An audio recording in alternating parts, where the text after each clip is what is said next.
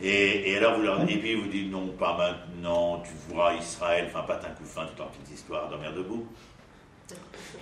Eh bien alors sachez que lorsque vous avez étudié l'Erlecha, ce que eux n'ont pas fait, ou s'ils l'ont fait, c'est certainement avec un enseignement comme ça un peu bizarre.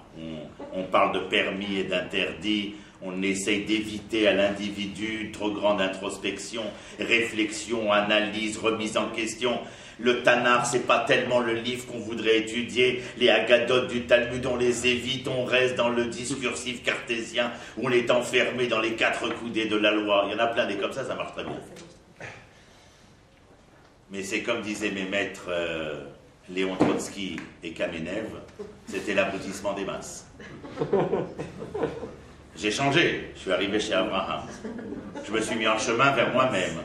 Et plus je me suis mis en chemin vers moi-même, et plus la terre s'est révélée à moi. Mais vous, lorsque vous les rencontrerez, vous leur direz, ne me dis pas que Israël, pour l'instant, c'est pas le moment, c'est loin, c'est pas possible. C'est pas toi qui est loin de la terre, c'est pas la terre qui est loin de toi.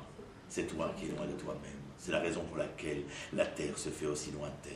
Est-ce que la femme qui accompagne ma vie accepterait un tant soit peu, un seul moment, d'être auprès de moi si elle rencontrait en face d'elle quelqu'un qui ne se connaît point? Elle a épousé un homme qui était cet homme-là pour ce qu'il était et non pas pour ce qu'il deviendrait. Et si jamais il s'ignorait, comment pourrait-elle se révéler, elle aussi, en tant que dulcinée? C'est dans l'essence des accouplements et des conjugaisons des verbes de l'histoire, à la lumière des couleurs de la parole de l'Éternel. Voilà.